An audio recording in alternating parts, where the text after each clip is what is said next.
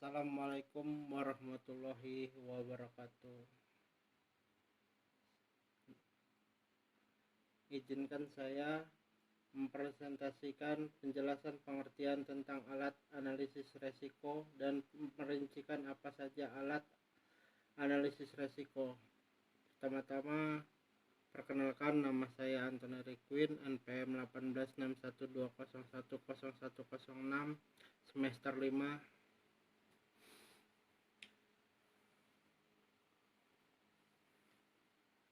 Metode dan alat analis resiko diterapkan dengan tujuan supaya dalam kita mengkaji resiko membawa semangat agar kita masing-masing tahu benar produk, proses, fasilitas teknologi yang ada di lingkup tanggung jawab kita. Dengan metode dan alat analisis resiko ini, kita seperti terpandu agar berpikir secara ilmiah dalam membuat rasional untuk setiap keputusan yang kita ambil.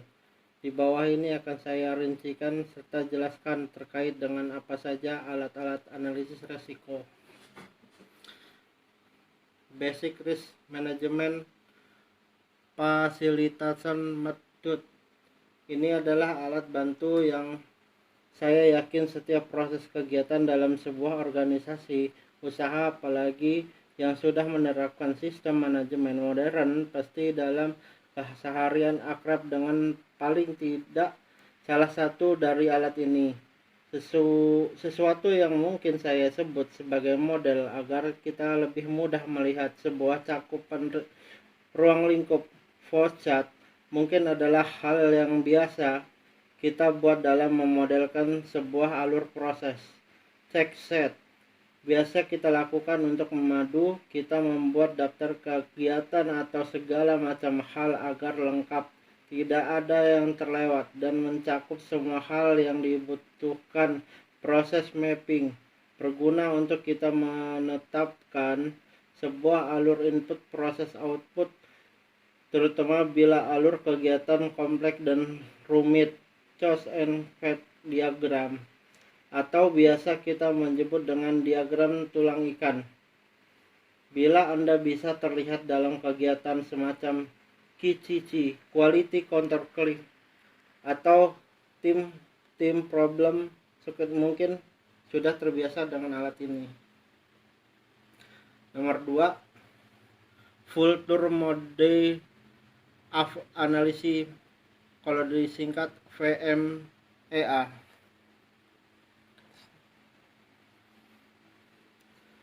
Di Guild in Quit 7 merujuk pada standar IEC 60812 untuk metode ini biasa dipakai untuk analisis peralatan atau fasilitas atas pengaruhnya terhadap produk atau proses dalam cakupan ruang lingkup di background. Setiap komponen atau operasi fungsional biasa dengan alat bantu check sheet flowchart. Kemudian setiap rincian coba kita definisikan bentuk kegagalannya, HAM-nya. Diistilah di sini sebagai flowchart mode. Kemudian di setiap vulture mode kita definisikan hal yang mungkin menjadi sebab dan apa akibat efeknya. Baru kemudian kita beri nilai probability dilandasi pemikiran seberapa sering kemungkinan sebab itu muncul, severity yaitu parah akibat yang ditimbulkan dari kegagalan tersebut. Yang ketiga, Failure Mode Effect Analysis, kalau disingkat VMEC. Bisa diperpanjang analisis dengan menambahkan aspek penilaian kritis yang di sana, artinya dari pemahaman saya bila VMA kita hanya sampai pada penilaian entah kualitatif atau kuantitatif berdasarkan definisi kita terhadap severity maupun probability, juga yang melengkapi menambahkan aspek deliability.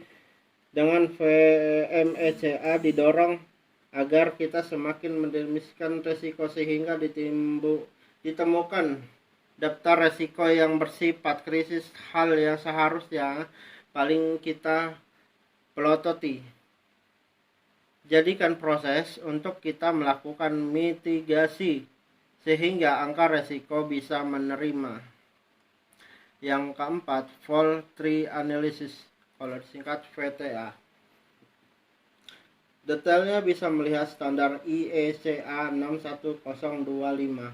Alat bantu yang bermula dari bentuk peniagaman berasal dari asumsi fault, kegagalan, yang kemudian menjadi salah dari produk proses, kemudian ditarik kemungkinan elemen sebabnya bisa ditambahkan operasi dan OR di sana. Artinya dari semua elemen sebab-sebab dan yang bisa berdiri sendiri, ada yang hanya terjadi bila dua atau lebih sebab itu ditarik dari sebab yang seterusnya. Sejauh mana yang kita bisa menganalisis sehingga nanti kita bisa sampai pada hal yang kita anggap dari kombinasi akar sebab, hal yang menjadi acuan dari melakukan pengendalian. Yang kelima, Hazard Analysis and Critical Point, kalau disingkat HACCP, berawal dari kita coba definisikan potensi yang bisa menyebabkan timbul HAM. Tentunya kita bicara dengan HAM mutu karena kita berdasarkan di semesta pembicaraan jenis industri yang ini mendefinisikan hazard dan penelitian, misalnya definisi, delivery, cost, dan sebagainya. Dari sebuah kecakupan, setelah kita memetakan sekian hard, maka tetapkan yang disebut dengan Critical Control Point CCP terhadap, artinya adalah titik krisis sehingga saat itu agar jangan sampai menimbulkan HAM.